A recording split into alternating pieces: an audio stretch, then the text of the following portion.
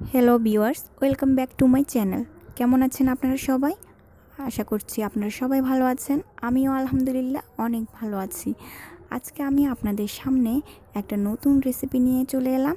আমার রেসিপিটা হচ্ছে খেজুরের রস দিয়ে তৈরি একটা মজাদার পিঠা। চলুন তাহলে আমার পিঠা রেসিপিটা দেখে নিই।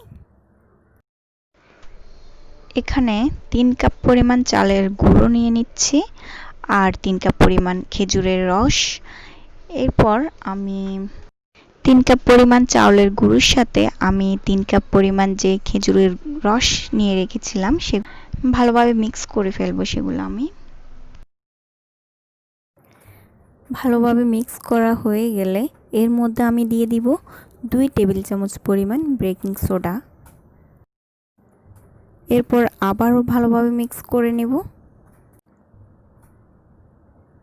ভালোভাবে মিক্স করা হয়ে গেলে আমি এটিকে 2 থেকে 3 ঘন্টার জন্য রেস্টে রেখে দেব। ফিরে এলাম 3 ঘন্টা পর। ডোটা ফুলে দ্বিগুণ হয়ে গেছে। আবারও হালকা নেড়েচেড়ে নেব। এর মধ্যে লবণ দিয়ে দিব পরিমাণ মতো। এরপর নারকেল দিয়ে দিব আমি হাফ কাপ পরিমাণ। আপনারা আপনাদের পছন্দ অনুযায়ী নারকেলের পরিমাণটা বাড়িয়ে কমিয়ে নিতে পারবেন। হাফ কাপ পরিমাণ গুঁড়ো দুধ দিয়ে দিলাম। এরপর দিয়ে দিব 1 কাপ পরিমাণ চিনি। চিনির পরিমাণটা আপনারা আপনাদের পছন্দ অনুযায়ী বাড়িয়ে বা কমিয়ে নিতে পারবেন।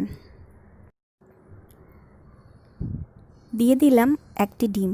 এরপর আমি সবগুলো উপকরণ ভালোভাবে মিক্স করে নেব। এখন আমার ডোটা পুরোপুরি রেডি। পিঠে তৈরির জন্য যে ডাইসগুলো আমি নিয়েছি ওগুলাতে হালকা তেল আমি ব্রাশ করে নিয়েছি। একটা কথা বলে রাখি আপনাদেরকে, আমার রেসিপিটা যদি আপনাদের ভালো লেগে থাকে তাহলে প্লিজ আমার চ্যানেলটাকে সাবস্ক্রাইব করবেন। আর হ্যাঁ, আমার ভিডিওটা যদি আপনাদের ভালো লেগে থাকে তাহলে please like, comment and share করবেন এবং ভালো লাগা মন্দ লাগা ব্যাপারগুলো আমাকে প্লিজ কমেন্টের মাধ্যমে জানাবেন। একটা পাতিলে আমি অর্ধেক পরিমাণ পানি নিয়ে নিলাম। 1 কাপ পরিমাণ আটার সাথে আমি সামান্য পরিমাণ পানি মিক্স করে একটা ডো তৈরি করব। আর হচ্ছে 2টা পাতিলের মাঝখান বরাবর যেদিক দিয়ে বাষ্প বের হয়ে যায় আমি ওই জায়গাটুকু আমি ডো দিয়ে লক করে দিব। পিঠার ডাইসগুলো এক এক করে দিয়ে আমি ঢাকনাটা দিয়ে দিব। এরপর আমি ফিরে আসব 30 মিনিট পর। এবার আমি টুথপিক দিয়ে চেক করে নিব যে সবগুলো পিঠা ঠিকঠাক হয়েছে কিনা। সবগুলো পিঠা আমার পারফেক্টভাবে তৈরি হয়ে গেল। এবার পরিবেশনের পালা। আমার এই রেসিপিটা আপনারা অবশ্যই ট্রাই করবেন। আর আপনারা ভালো থাকবেন, সুস্থ থাকবেন। আজকের মতো বিদায়। আল্লাহ হাফেজ।